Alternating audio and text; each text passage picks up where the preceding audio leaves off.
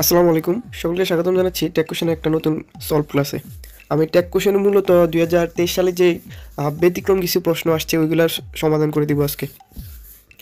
দেখেন, এখানে 1 নম্বরে বাক্যটা যেটা দেওয়া আছে, শি ইজ এ প্রোনাউন।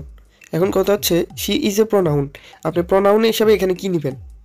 অনেকে ভুলে শি নিয়ে নিতে পারেন, কিন্তু এখানে কথা হচ্ছে যে বলছে শিটা হচ্ছে একটা প্রোনাউন, তাহলে শি এর জন্য একটা নামকে বুঝে তাহলে ইট নিতে হবে।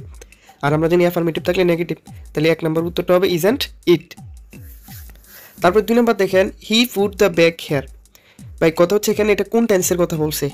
দেখেন, সাধারণত যারা জানেন না বিষয়টা, আপনাদের জন্য বলতেছি। কারণ হচ্ছে দেখেন, এখানে ফুড, এখানে যদি এস থাকতো তাহলে ধরে নিতাম এটা প্রেজেন্ট ইনডিফিনিট টেন্স, যেহেতু এখানে সাবজেক্টের থার্ড পারসন হি আছে, কিন্তু যেহেতু ভার্বের শেষে এস নাই, তার মানে এটা ভার্ব টু এ আছে, অর্থাৎ ফার্স্ট ইনডিফিনিট।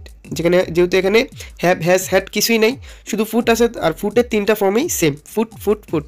তাহলে দেখেন, he put the bag hair, সে এখানে ব্যাগটাও রাখছে।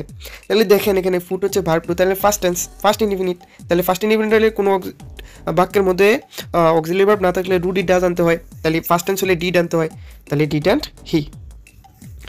তারপর দেখেন 3 নম্বর বাক্যটা, the friendship rose in them. এখানে দেখেন, এই যে রাইস থেকে রোজ হয়েছে, তার মানে ভার্ব টু, তাহলে ফার্স্ট ইনডিফিনিট। অ্যান্ড ফ্রেন্ডশিপের জন্য কি নেবেন? ইট নিতে হবে, ফ্রেন্ডশিপ।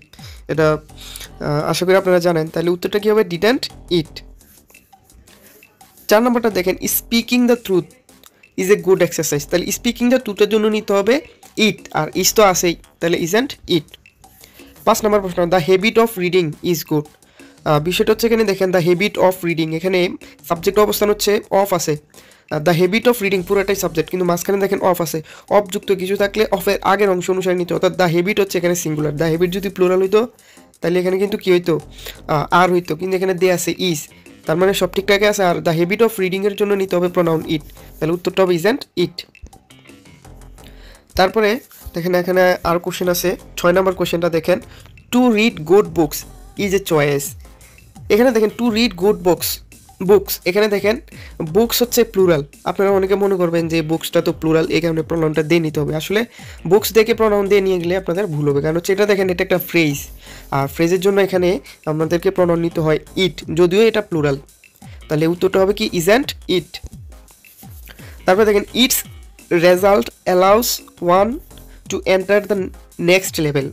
দেখেন, ইটস রেজাল্ট, এটা হচ্ছে সাবজেক্ট, তারপরে অ্যালাউ হচ্ছে ভার্ব, যেহেতু এস আছে ভার্বের সাথে, তার মানে প্রেজেন্ট টেন্স, তাহলে আমরা ডাজ আনবো, তাহলে doesn't it.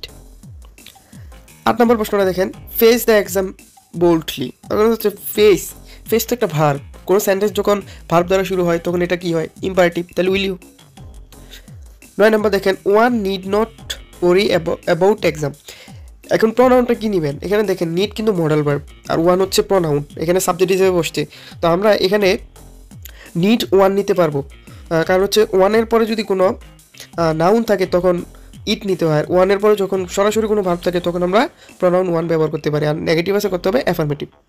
How exciting the game is, 10 নম্বর প্রশ্নটা দেখেন, ইজ তো অক্সিলারি ভার্ব আছে, দ্য গেম অনুসারে সাবজেক্টটা নিতে হবে, প্রোনাউনটা নিতে হবে। তাহলে দ্য গেম হচ্ছে সিঙ্গুলার, আমরা জানি এক্সক্লেমেটরি সেন্টেন্সের সবার শেষে থাকে ভার্ব, এর আগে থাকে সাবজেক্ট, তাহলে দ্য গেম হচ্ছে এখানে সাবজেক্ট, তাহলে ইজন্ট ইট, ইজন্ট ইট।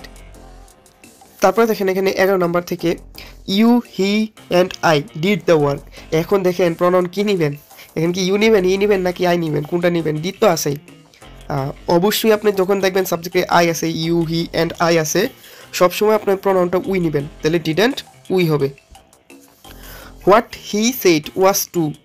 এখন দেখেন, ওয়াজ তো আছে অক্সিলারি ভার্ব, প্রোনাউন আছে হি, তাহলে ওয়াজেন্ট, সরি, এখানে বিষয়টা হচ্ছে what he said was to, সে যা বলছে সেটা কি ছিল? সত্য ছিল।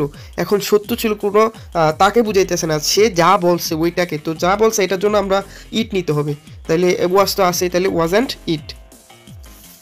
তারপরে দেখেন 13 number, the unfed should be fed. এখন কথা হচ্ছে দেখেন, দা হচ্ছে আর্টিকেল, আনফেড হচ্ছে একটা হচ্ছে অ্যাজেক্টিভ। তাহলে দেখেন, কোনো অ্যাজেক্টিভের আগে যদি কোনো আর্টিকেল থাকে, অর্থাৎ এ এন দা থাকে, তখন আমাদেরকে দা প্লাস অ্যাজেক্টিভ থাকলে প্রনাউন নিতে হয় দে, এই কারণে উত্তরটা হবে শুডেন্ট দে। হি, 14 নম্বর প্রশ্ন, he let me do the work. দেখেন, আবারও লেট আসছে, এখানে লেটের ফর্ম 3টাই সেম। তাহলে দেখেন, হি লেট মি, হি হচ্ছে থার্ড পারসন সিঙ্গুলার, তাহলে এটা যদি প্রেজেন্ট ইনডিফিনিট হইতো তাহলে অবশ্যই এস থাকতো, কিন্তু এখানে তো এস নাই, তার মানে ফার্স্ট ইনডিফিনিট, তাহলে he let me do the work, এখানে দেখেন উত্তরটা হচ্ছে প্রথমত এখানে লেট দেখে বুঝছি হচ্ছে ফার্স্ট ইনডিফিনিট, লেট যেহেতু আছে ডিড নিতে হবে আর প্রণান্ত দিয়ে আছে হি, তাহলে ডিডেন্ট হি। তারপরে 15 নম্বর প্রশ্নটা দেখেন, the Titanic sank on its first voice, অর্থাৎ টাইটানিকটা তার প্রথম যাত্রায় ডুবে গেছিল। এখানে দেখেন স্যাঙ্ক হচ্ছে ভার্ব টু, তাহলে ডিড নিতে হবে, দ্য টাইটানিক সিঙ্গুলার, তাহলে didn't it. Good morning sir, তাহলে গুড মর্নিং স্যার যখন থাকবে আপনারা এটা সবসময় লিখে দিবেন don't I. The father rose in him, আপনাদেরকে এরকম আরেকটা কোশ্চেন দেখাইছিলাম, the father rose in him, আগেরটা ছিল the brother the friendship rose in them, এটা হচ্ছে the father rose in him. তাহলে দেখেন রোজ হচ্ছে ভার্ব টু আর দ্য ফাদারের জন্য নিতে হবে ইট, তাহলে ডিডেন্ট ইট।